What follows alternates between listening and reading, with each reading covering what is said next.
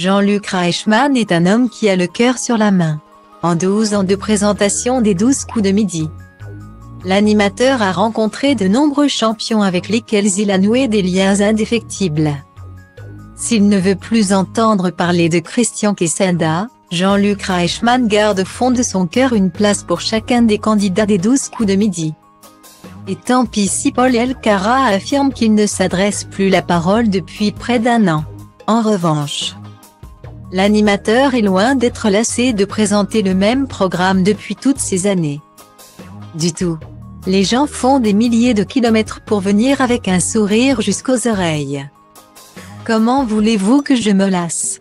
Je ne me suis jamais senti aussi jeune, la preuve je suis sur un quad. J'ai plein de projets en tête. Que ce soit à la télévision ou au théâtre. Mais je pense sincèrement que, quand on est jeune, c'est pour la vie, affirmait-il récemment auprès de Nice Matin.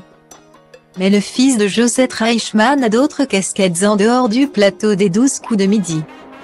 Il est également le héros de la série Léo Mattei, Brigade des mineurs, depuis 2013.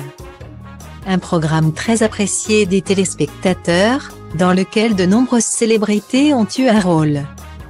Comme Datalink People égale AFFF2B 40e C3C2 4e 66B2 SA 42 EB 800 2811e 3 Anthony Colette, Datalink People égale AE 83 E 0e 7 A5 DET 4839e 2 AC2 CCBCC 88128 Elsa Linguini.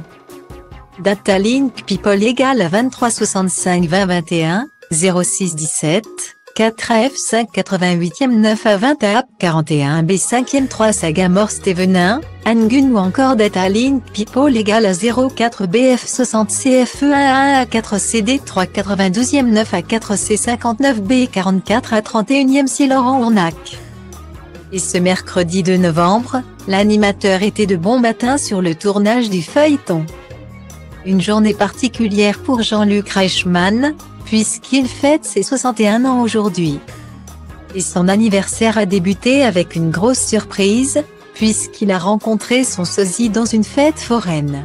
Quand tu te retrouves nez à nez face à toi-même à la fête foraine en tournage le jour de ton anniversaire. MDR, s'est-il exclamé sur Instagram. Un sosie qui lui ressemble à 100%, puisqu'il s'agit tout simplement d'une peinture sur un manège. Une surprise à laquelle l'animateur ne s'attendait pas.